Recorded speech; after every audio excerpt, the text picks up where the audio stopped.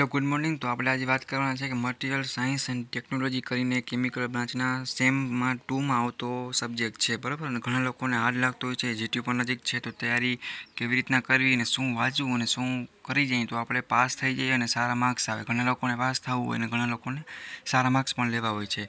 તો બંને માટે આપણે એવું પ્લાનિંગ કર્યું છે, એનાલિસિસ કરી, બરાબર. એ જીટીના 5 કે 6 વર્ષનું આપણે જોયું કે કેવા ક્વેશ્ચન આ સબ્જેક્ટ છે મટીરિયલ સાયન્સ એન્ડ ટેકનોલોજી, બરાબરમાં કેવા પૂછાય છે અને આ વર્ષે કેવા પૂછાશે, બરાબર. અને તમે શું કરી ગયા હો તો તમે આરામથી પાસ થઈ જશો, તમને બેકલોગ નહીં આવે, કેટી નહીં આવે. મને એટલી આઈડિયો છે કે ઘણા લોકો ટેન્શનમાં હશે કે પહેલા સેમેસ્ટરના બેકલોગ આવ્યા હશે અને ઘણા લોકોએ મહેનત કરી છે, હું એક્સેપ્ટ કરું છું.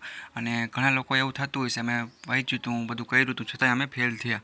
પણ તમારે કાંઈ ટેન્શન નથી લેવાનું. એકવાર ભૂલ આપણાથી થતી હોય છે અને ઘણીવાર જીટીયુથી પણ થઈ જતી હોય છે ભૂલ, તો એવું કાંઈ નથી હોતું. હવે આપણે એટલું કરવાનું છે કે બીજા સેમેસ્ટરનું પરિણામ આપણે હાથમાં છે, જીટીયુ એક્ઝામ હજી આપણી વહી નથી ગઈ.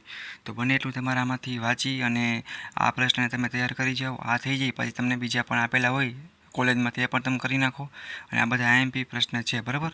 તો તમે એકવાર ટ્રાય કરી લ્યો, રિવિઝન કરી લ્યો અને તમારા ફ્રેન્ડને પણ મોકલો. અને બેકલોગ આવ્યા છે એ લોકોને આપણે અલગથી વિડીયો મોકલશે. અને બીજા તમારે વોટ્સઅપ ગ્રુપમાં જોઈન્ટ થઈ જાઓ અને બેલ આઇકન પર પ્રેસ કરીને સબસ્ક્રાઈબ કરી દો, જેથી કરીને અમને પણ સપોર્ટ મળે અને બનશે એટલો અમે પણ તમને સપોર્ટ કરશે. કાંઈ પણ ડાઉટ ક્વેરી હોય તો તમે કોમેન્ટ કરીને પર્સનલી પણ પૂછી શકો છો. તમારે ટેન્શન લેવાની જરૂર નથી.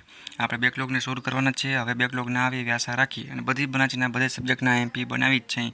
તો બને એટલે તમારા ફ્રેન્ડને શેર કરો, બરાબર. અને કાંઈ પણ ના સમજાય તો તમે મને પૂછી શકો છો. Ready? Thank you, bye bye.